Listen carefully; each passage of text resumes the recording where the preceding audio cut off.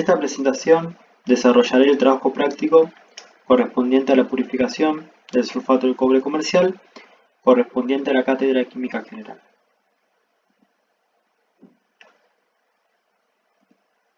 Los propósitos de este trabajo práctico consisten en la identificación y eliminación de las impurezas que presenta una muestra comercial de sulfato de cobre e implementar una técnica de purificación por recristalización y eliminación del isomorfismo. Con respecto a los objetivos del trabajo práctico, involucran, en primer lugar, la integración de los conocimientos de solubilidad, estructura de los sólidos cristalinos y propiedades coligativas, específicamente el ascenso bulloscópico. En segundo lugar, el análisis de la metodología de purificación a partir del resultado del ensayo previo. Este ensayo corresponde a la identificación de las impurezas que presenta el sulfato de cobre comercial. Y por último, desarrollar las habilidades del trabajo en el laboratorio. Antes de comenzar con el desarrollo de la parte práctica, haré una breve introducción de algunos conceptos necesarios para la comprensión del trabajo práctico. Suele llamarse soluto a la sustancia sólida que se disuelve en un líquido. Ahora puede ocurrir, por ejemplo, cuando se disuelve un líquido en otro y estos pueden mezclarse en cualquier proporción, siendo en este caso el soluto la sustancia que está presente en menor cantidad en la solución. Entonces, definamos solubilidad, que corresponde a la masa máxima de un soluto, en nuestro trabajo práctico será el sulfato de cobre, el cual puede disolverse en una determinada cantidad de solvente, agua, a una determinada temperatura. Como ven, la solubilidad es función de la temperatura, y esto es muy importante ya que al variar la temperatura tendremos solubilidad diferente, o lo que es lo mismo, cantidades máximas de soluto que puede contener el mismo volumen de solución. Ahora, observemos el siguiente gráfico. En el eje de las X se encuentra la temperatura en grados Celsius y en el eje de las Y se encuentra la solubilidad, que está dada en gramos de soluto disueltos por cada 100 mililitros de solvente. Supongamos que este gráfico corresponde al sulfato de cobre. Los puntos pares de valores solubilidad, temperatura, que se encuentran en esta curva, representan el conjunto de estados de equilibrio de solubilidad correspondiente a aquellas soluciones en las cuales no es posible disolver más sulfato de cobre. Estas soluciones se llaman saturadas y todos los puntos de la curva corresponden a soluciones saturadas a diferentes temperaturas. Para el caso de los puntos 1 y 2, los cuales se encuentran debajo de la curva, corresponden a sistemas que contienen menos soluto que el que es posible disolver en el solvente a esa temperatura. Si uno quiere comparar los puntos 1 y 2, puede decir que el punto 1, al encontrarse más cerca de la curva, será una solución más concentrada respecto a la del punto 2. Para sistemas estables, una solución no puede contener mayor cantidad de soluto que la correspondiente a la solución saturada. Sin embargo, es posible obtener generalmente por enfriamiento soluciones inestables que contienen mayor cantidad de soluto que la correspondiente a la solución saturada. Estos estados inestables se llaman soluciones sobresaturadas y se identifican con el punto 3. Las flechas indican posible camino desde un estado estable hacia un estado inestable. Este estado inestable se estabiliza transformándose en una solución saturada. Todo el exceso de soluto disuelto va a precipitar como sólido. Este estado inestable puede romperse por agitación de la solución o por agregado de algunos cristales del soluto, produciéndose la precipitación de una determinada masa de sal, que será la diferencia entre la masa de sal que contiene la solución sobresaturada y la masa de sal que contiene la solución saturada a la temperatura final.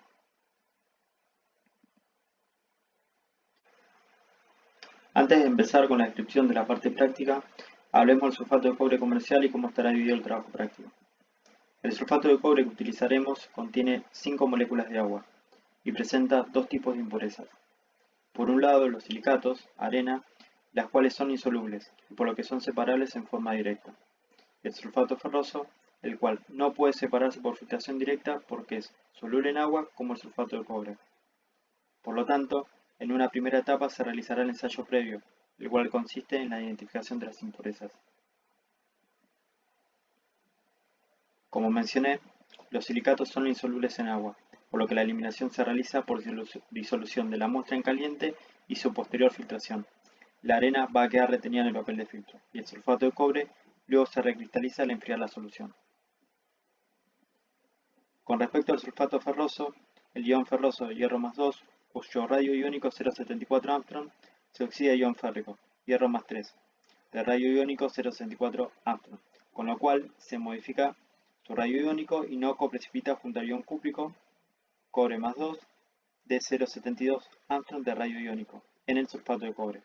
El ion férrico quedará en la solución saturada luego de la recristalización del sulfato de cobre, y esto lo veremos en la próxima diapositiva.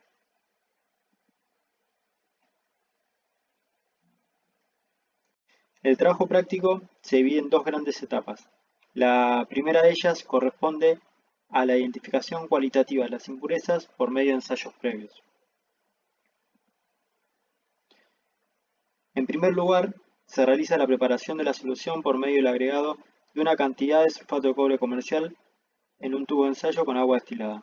Es importante señalar que la cantidad de sulfato de cobre comercial es pequeña, ya que en esta etapa solo se va a evaluar de forma cualitativa la presencia de las impurezas. Luego se realiza el filtrado de la solución obtenida empleando un embudo y papel de filtro. En este paso, en el papel de filtro se producirá la retención de los silicatos. Se observará arena en el papel. Con este procedimiento se identifica y se separarán los silicatos. Solo resta identificar el sulfato ferroso.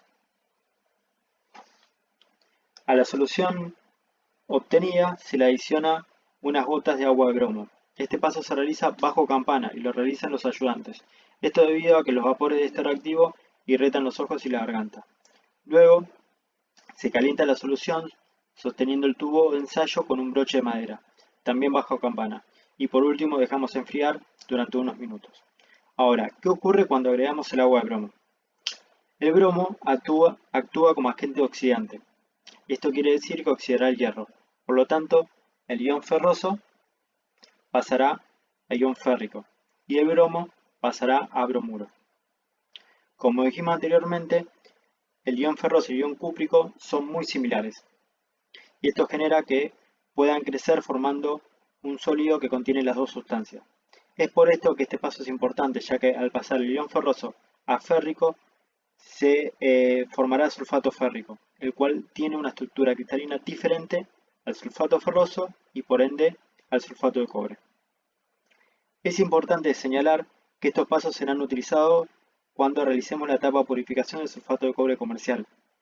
El resto de los pasos siguientes no, debido a que están relacionados con la identificación de la impureza ferrosa. El siguiente paso involucra la adición de unas gotas de hidróxido de amonio. Este reactivo aporta oxidrilos provocando la precipitación de los hidróxidos respectivos. Se produce hidróxido de hierro e hidróxido de cobre, observándose un precipitado en el tubo de ensayo. Al continuar agregando gotas de hidróxido de amonio, se va a producir la disolución del hidróxido de cobre y se producirá la formación del ion complejo, que se denomina tetraamin-cúprico, y aparecerá un color azul. En este punto tendremos el ion cobre en solución como complejo y el ion férrico seguirá estando precipitado como hidróxido de hierro, ya que no forma complejo con adición de hidróxido de amonio. Luego se realiza la filtración, donde el hidróxido de hierro quedará retenido en el embudo que contiene el papel de filtro. Solo resta la confirmación, ya que nosotros observamos un sólido que se encuentra retenido en el papel de filtro. Por lo tanto, al embudo que contiene el sólido se lo lava con agua destilada. Se deberá enjuagar con agua reiteradamente el papel de filtro para asegurarse que solo quede el sólido precipitado. Luego se coloca un tubo de ensayo limpio y se deja caer unas gotas de ácido clorhídrico sobre el papel de filtro. Lo que ocurre es que el hidróxido de hierro se disuelve y el ion férrico pasa a la solución en el tubo de ensayo y se formándose cloruro de hierro. Y por último, resta la caracterización del ion férrico, así que a la solución que recogimos en el tubo de ensayo se le agrega unas gotas de tiocianato de amonio, lo que produce la siguiente reacción y formándose tiocianato de hierro, de color rojo intenso. La intensidad del color depende de la concentración del ion férrico. La aparición de este color es una demostración de la presencia de impurezas ferrosas en la muestra de sulfato de cobre comercial. Con esto se concluye la etapa de identificación de las impurezas.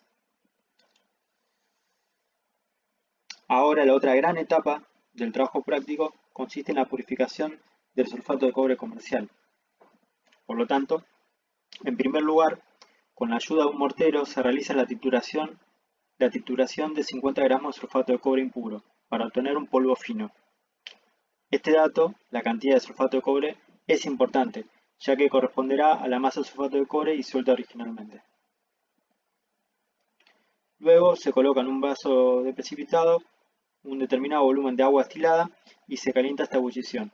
Se deberá mantener en calentamiento suave y se comienza a agregar el sulfato de cobre en porciones, de a poco, esperando la disolución de cada una de ellas. Es importante reponer el agua que se perderá por la evaporación. El paso siguiente corresponde a la adición del agua de bromo. Es importante aclarar que este paso se realiza ya que se verificó en el paso previo la presencia de impurezas ferrosas. En el caso de que haya sido negativo la presencia de esta sal, este paso no sería necesario y se emitirá. A la solución se le agrega 1 mililitro de agua de bromo, siempre bajo campana, como mencioné anteriormente, y siempre manteniendo el sistema en ebullición.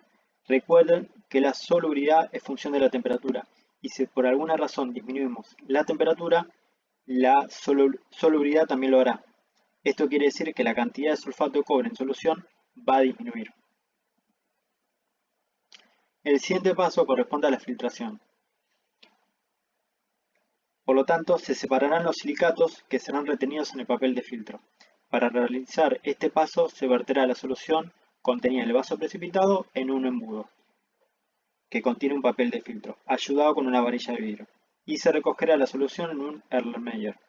La solución obtenida debe calentarse a ebullición, no debe disminuir la temperatura, ya que al disminuir la temperatura se producirá una disminución en la cantidad de sulfato de cobre en la solución.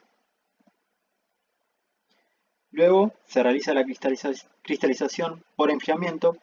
Este paso se lleva a cabo enfriando la solución filtrada bajo corriente de agua y luego se introduce en un baño de hielo. Lo que se obtiene con esta disminución de la temperatura será una solución sobresaturada, la cual contendrá una mayor cantidad de sulfato de cobre en solución que la admisible por la solución a esa temperatura en condiciones de equilibrio, para luego romper ese estado no estable y así que se produzca la cristalización del sulfato de cobre. El siguiente paso consiste en filtrar lo obtenido usando un embudo Büchner conectado a una canilla, lo cual permitirá generar un vacío moderado en el interior del recipiente. Los cristales obtenidos se separarán de la solución. A la solución remanente se la denomina aguas madres. De aquí obtendremos la masa de sulfato de cobre en aguas madres. Respecto de los cristales obtenidos, retenidos en el papel de filtro, se lavan con agua destilada fría y se pasan a un vidrio reloj y se colocan en estufa. También más adelante explicaré el cálculo. Ya con estos pasos concluye la purificación del sulfato de cobre comercial, solo restando utilizar los datos obtenidos para calcular los rendimientos.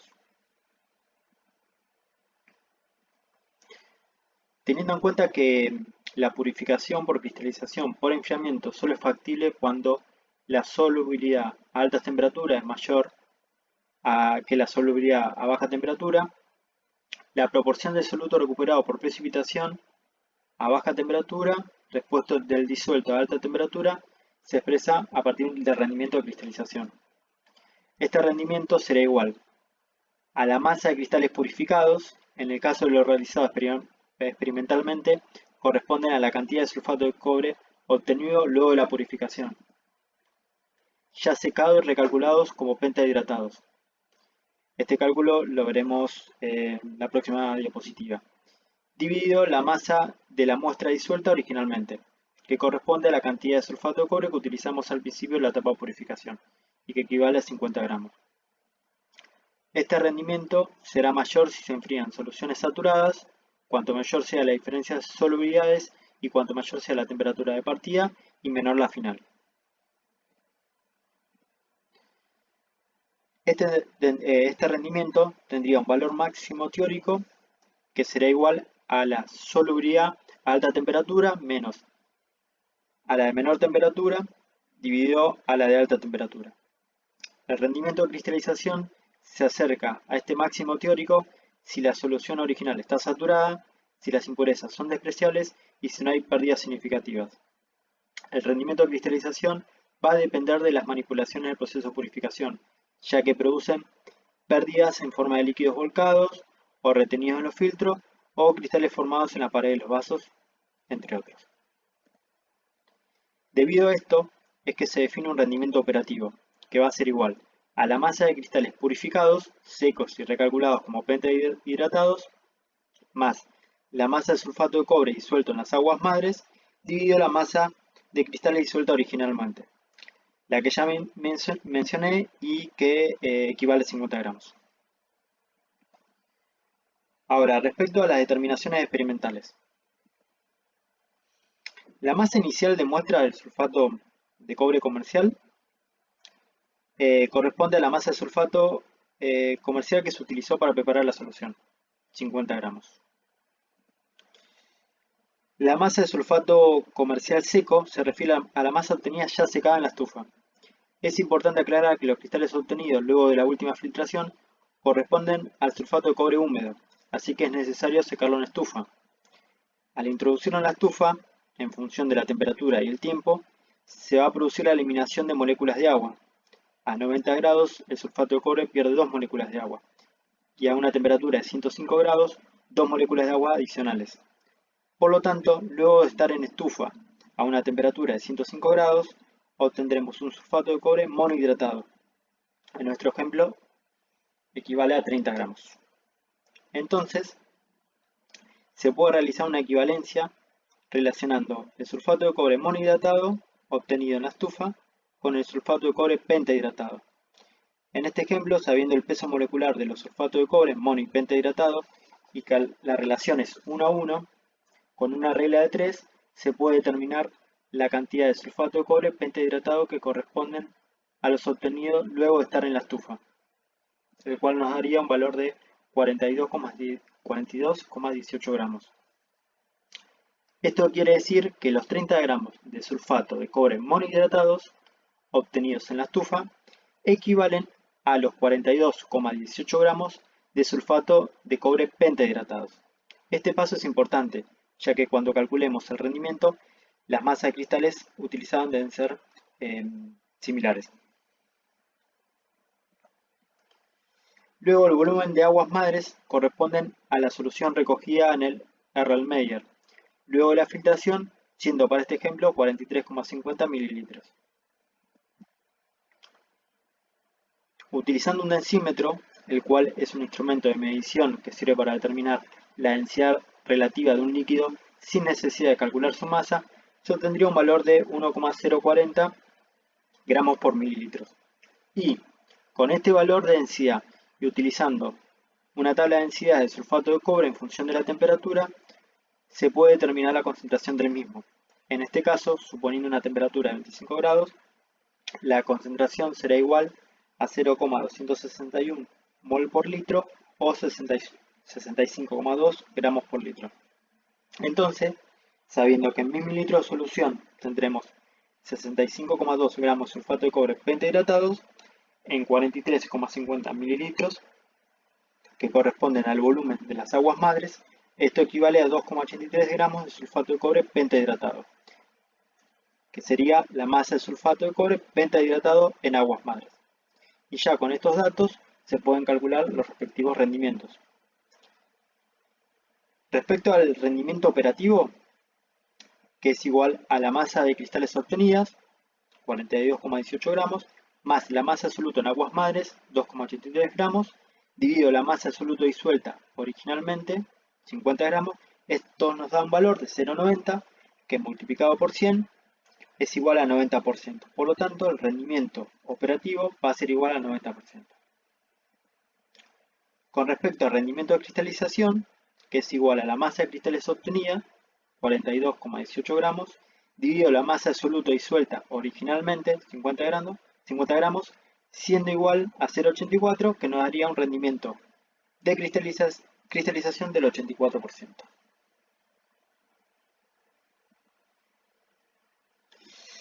Bueno, para completar la presentación de este trabajo práctico, seleccioné una pregunta adicional.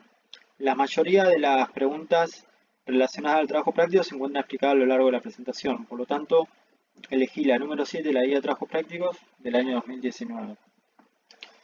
La pregunta dice, ¿qué ocurre con el rendimiento de cristalización en cada caso si A.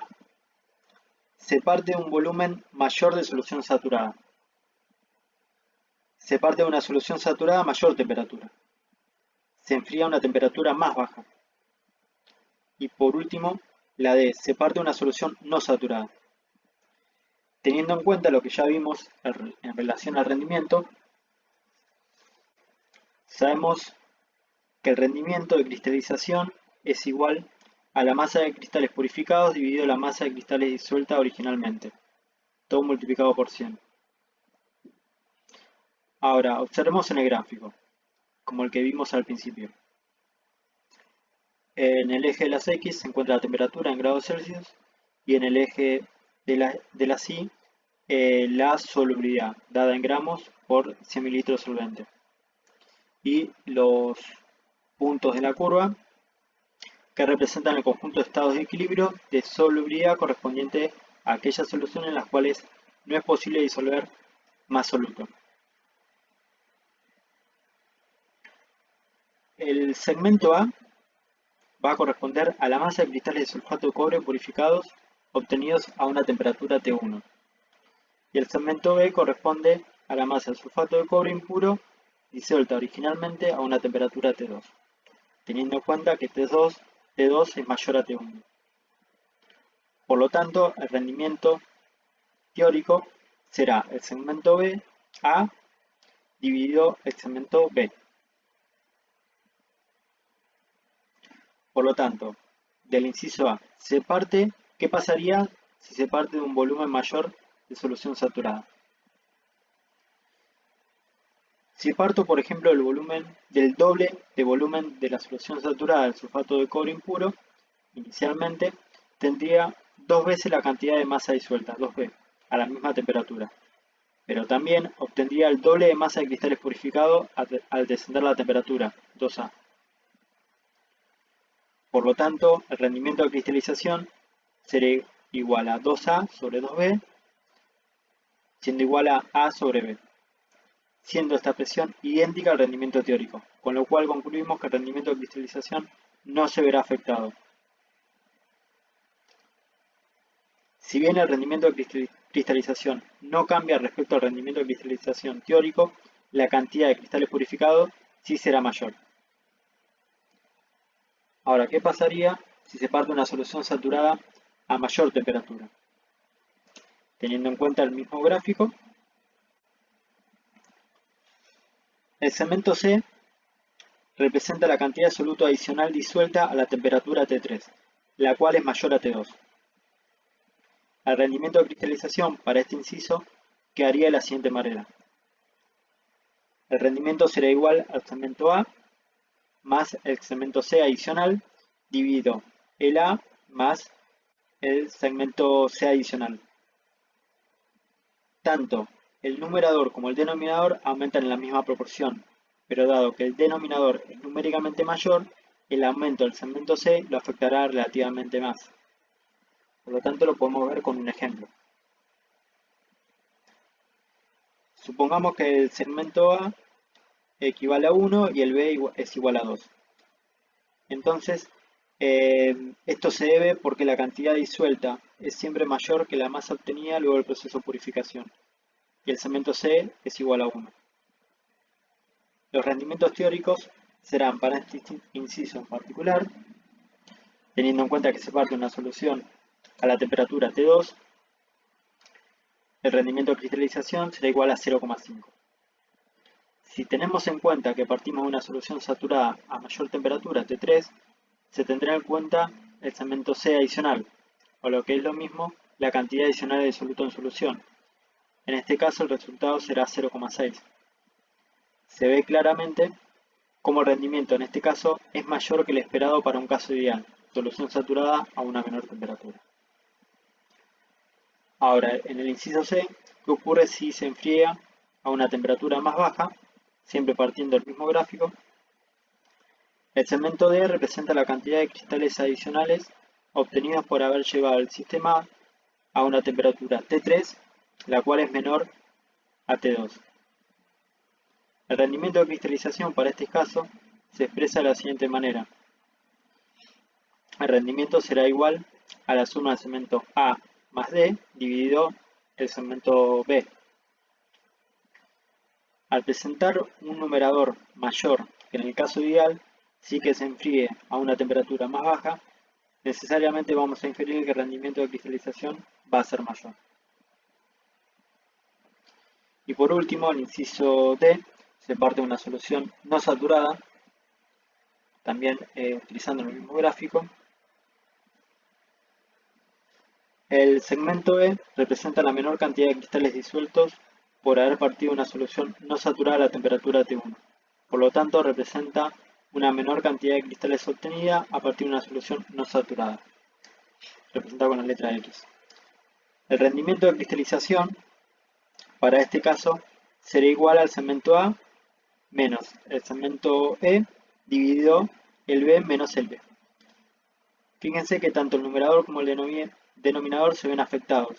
Sin embargo, el denominador es afectado en mayor medida. Y esto lo podemos ver con un ejemplo.